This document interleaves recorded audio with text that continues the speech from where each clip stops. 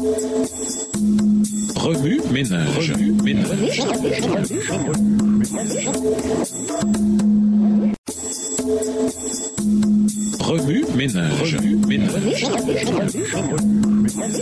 Bienvenue dans votre émission Remue ménage. Nous avons une leçon de mardi. Investiguer les profondeurs du chagrin. Lisons Genèse 37 et versets 34 et 35, 1 Samuel 30 verset 4, Psaume 6 et versets 7 et 8, Psaume 31 verset 9, Psaume 119 verset 28 et Ésaïe 53 verset 3. Genèse 37, les versets 34 et 35. Et il déchira ses vêtements, il mit un sac sur ses reins et il porta longtemps le deuil de son fils. Tous ses fils et toutes ses filles vinrent pour le consoler, mais il ne voulut recevoir aucune consolation. C'est en pleurant que je descendrai vers mon fils au séjour des morts. Et il pleurait son fils. 1 Samuel 30 verset 4. Alors David et le peuple qui était avec lui élevèrent la voix et pleurèrent jusqu'à ce qu'ils n'eussent plus la force de pleurer. Psaume 6, les versets 7 et 8. Je m'épuise à force de gémir. Chaque nuit ma couche est baignée de mes larmes. Mon lit est arrosé de mes pleurs. J'ai le visage usé par le chagrin. Tous ceux qui me persécutent le font vieillir. Psaume 31 verset 9.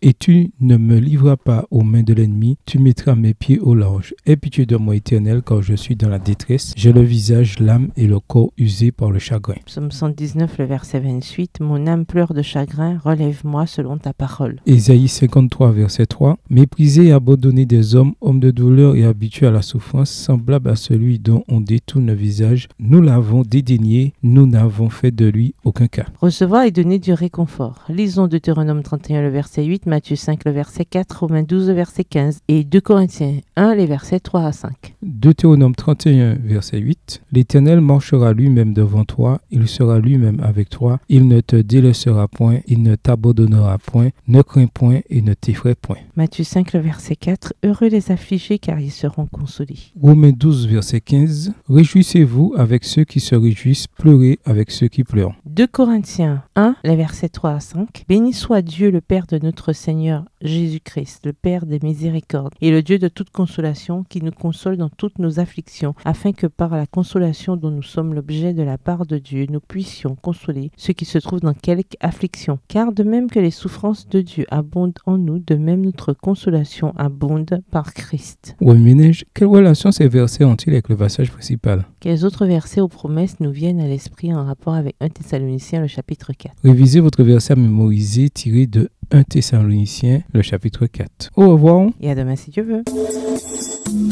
Remue ménage. Remue ménage.